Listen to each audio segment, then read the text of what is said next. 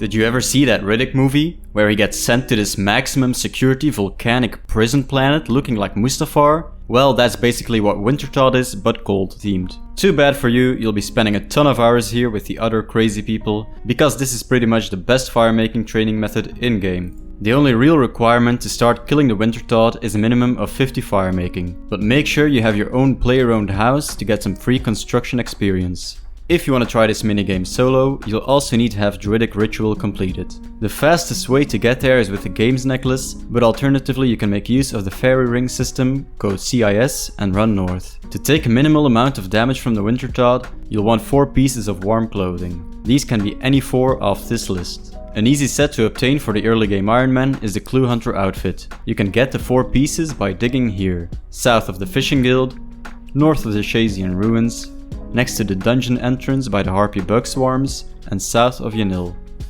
For the rest of the gear, I bring my Dragon Axe. The tier of axe doesn't matter a lot when you're over 40 woodcutting, so just bring your best one. And I also bring my regen bracelet and hit points cape for some passive health regen. For the inventory, you'll want to bring some food. I bring 2 brews. If you're a lower level, you can use some wines or cakes or whatever. Also bring a tinderbox, a hammer, and optionally a knife. To get started, go to one of the dedicated Wintertodt worlds. These are worlds 307, 309, 311 and 389. There's a bank right outside, and to start the game, just enter through the doors of Din. The screen can get kind of cluttered with all these people running around, so I recommend downloading the Entity Hider RuneLight plugin. It will let you hide all the other player models, making you able to see Wintertodd's attacks more clearly.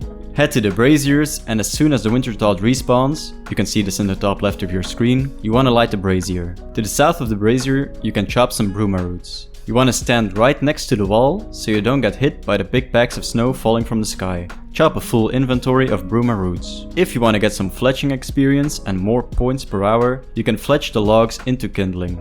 This does, however, decrease your woodcutting and firemaking XP per hour. You'll want to stay in this semi-safe spot to do your fletching. Every time you take damage from the cold, your fletching action will be interrupted. Because of this, I keep my sound effects on during the game. After chopping, or chopping and fletching, run to the brazier and throw in your firewood. Watch out for snowstorms forming above the brazier.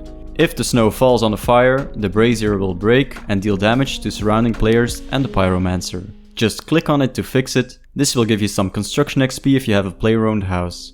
Occasionally the pyromancer will die, usually from the braziers breaking. In that case, just run to any of the other 3 braziers on the playing field. Or, if you want to be the only helpful player at Wintertodt, you can make rejuvenation potions by getting a couple of rejuvenation vials at the entrance and adding sprouting roots found in the east and west of the playing field. Give this to the pyromancer to heal him.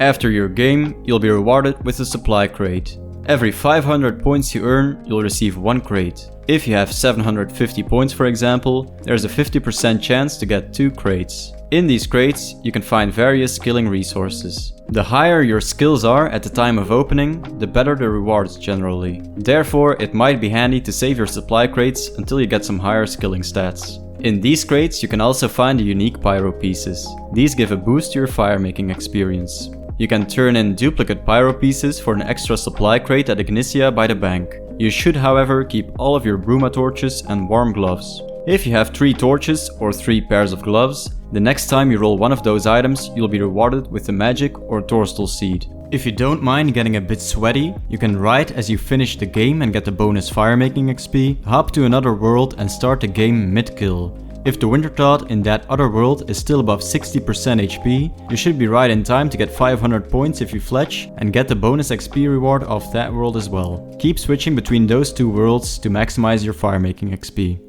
That's pretty much it. If you want to check out my other skilling boss guides, go check out my Skilling Bosses playlist on screen now. Thanks for watching. See ya!